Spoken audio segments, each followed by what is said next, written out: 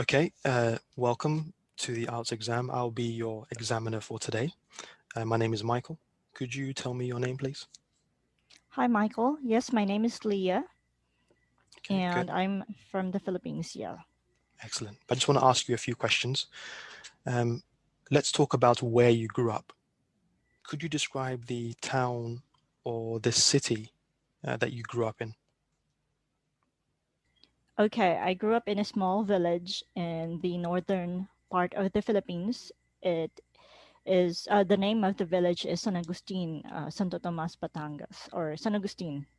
Okay, and when I was small, I used to be with my aunts from my father's side and my my grandma or yeah grandmother. So well, we were living in a very native looking house before. It's like the old houses were in the windows with square whites like that, and wooden houses. And the although it was the house was beside the highway or the national highway, pretty much everybody knows everyone. It's like everyone is like related to one another, and then like there were a lot of trees, a lot of flowers, a lot of vegetables in the front yard, in the backyard. And then we used to me and my friends would play in the backyard. And also I used to and when I was small, I was living with my sisters. Nowadays, not anymore. Of course, we're already like grown ups, so we don't live together anymore. So, Yeah. do you still live in this town now, or have you moved away from this town? Uh, no, not anymore. So I'm already in a totally different environment and totally different place. Hmm. Okay. How about your family? Does your family still live there? You mentioned your grandmother. Does she still live there? Oh no, my grandma already passed away when I think when I was 12. Yeah. And the only people that I know are living in there, of course, are my relatives, my cousins, but I don't really see them anymore. It's been like it's been like years, decades actually, since I haven't seen my relatives, my other cousins from my father's side. Okay. Do you think that place has changed much since you were young?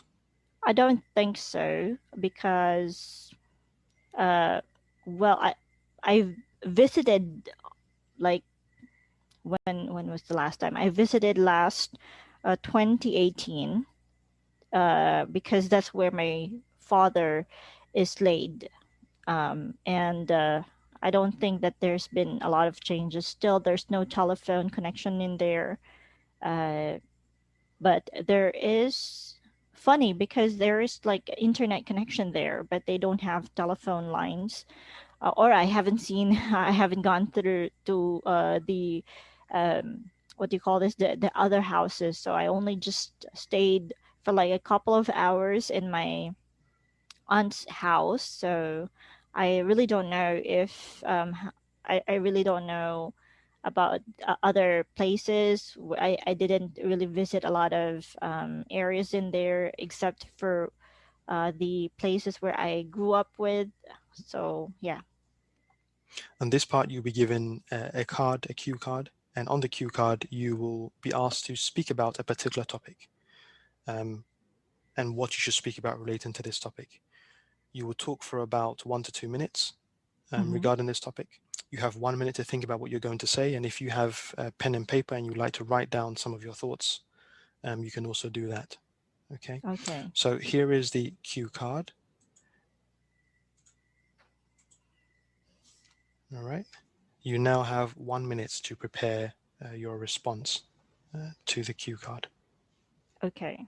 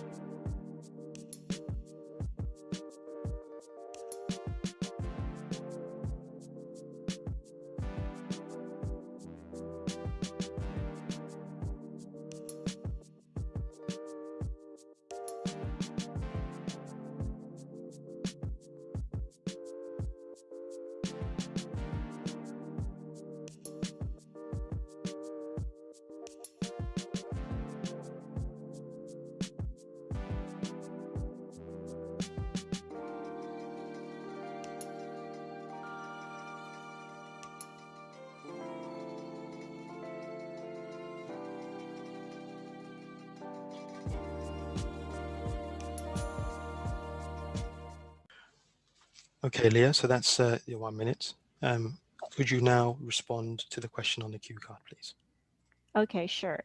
So a sports event, I'm not really a sports person, but yes, indeed I watched some sports event, and one sport in particular which I enjoyed watching was volleyball. So when I was in grade 6, like in my primary years, I used to watch my schoolmate who was playing. I enjoyed watching it because he was my crush at that time. And then I used to watch with my friends, and I remember giggling because whenever the person I am into gets to have a score, I would really shout his name. So I that was this when I was in that's when I was in primary years. In yeah, and that's when I was in the still in the northern part of the Philippines. My hometown a long time back. It's where I grew up, and yeah, I pretty much enjoyed watching volleyball up until now. If I watch volleyball on TV, I would still remember those days that I get to watch it real in real life, like in a live action situation. And yep, pretty much it. Nothing really interesting with me watching any sports event. Mm. So yeah. Yeah, sure. Thank you very much for that, Leah. So this event that you watched in school, could you tell me who won this event? Well, that group where my crush with was a very strong group, or a very strong batch. So they won. Of course, I'm always with the winning team. So I was happy. I was glad, and yeah, that also energized me, or inspired me to like achieve my own goal, even if I'm not a sports person. I used to be in the journalism club at that time, so that inspired me looking at my inspiration. Thank you very much, Leah. So that's the end of part two of the test. We're now Okay. going to move on to part three. All right, so we're going to move on to part three, Leah. Just some follow-up questions related to the topic we just discussed in sports. Um, let's consider, first of all, watching sports. How Hmm. expensive is it to go to sports events in your country, in the Philippines? Well, it depends if it's a national contest or it's just within the area. Well, if I will go to a sports event here in our barangay or in our community, it's just going to be free. But if I would go to like celebrity events, like celebrity centered sports events, like in the stadiums, like that, or yeah, in national contest, well, there's an entrance fee of around like 100 pesos, or 100 to 300. So that's more like $6. Yes. So it's not really that expensive, but it depends if it's a what do you call this, a sponsored run. Like for example, they will be sponsoring some foundations, or being done for charities. So it depends like that. Do you think it's different watching sports on TV and going to watch it in person? And in what ways? Yes. First and foremost, it's whenever you watch a sports event on TV. Of course there's a timing for that. I mean, in real event, of course there's also a timing, but in TV, on TV, you can just stay at home. It's inexpensive. You just turn on the TV. If it's like Manny Pacquiao's boxing event, then some cases you have to go pay per view and pay for it if you want to go first hand or watch watch the event firsthand. Otherwise, like, it's gonna be free anyway if it's on TV. But if it is a national event, a celebrity centered sports event, then I have to go there, fix myself up, and then meet people. I mean, that's another expense. Okay, and then, but I believe, yes, there's a difference between like watching it live, because you can really see, especially if it's your idol, you'll be able to see him in the flesh. And that's really the more inspiring. It's it gets more, I mean, it's real than compared to you watching it on TV, because it's more like fantasy, or it's not really that happening. But if it's live, then it gets surreal. But it's true, or you can see it with your own eyes. It's happening in front of you. So yeah, it's totally different. The experience is different. And finally, let's just talk about famous sports people. Why do you think sports people often become media stars today? Mainly because of the influence that they bring to people, the inspiration that they bring to people. Of course, since it's this social media era wherein almost everything can be searched, almost everything can be accessible. They get famous because, first and foremost, if they're going to be representing like products like that, people would be looking up to them, and it's easier to, for example, in a marketing, as a marketing strategy, they would definitely hire like famous people so that their brand will be known. Because some, for example, yeah, Manny Pacquiao, Filipino. He's known for being a very good boxer. I mean, a lot of Filipinos would look up to him.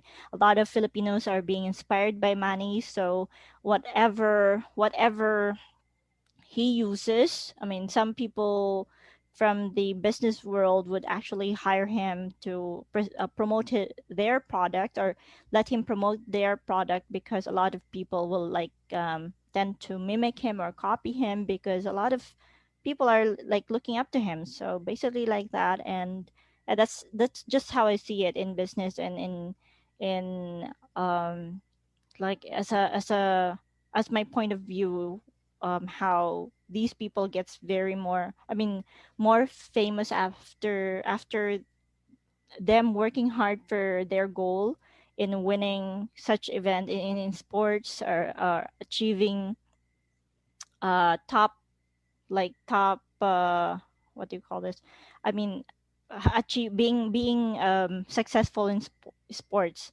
So they basically worked hard for it.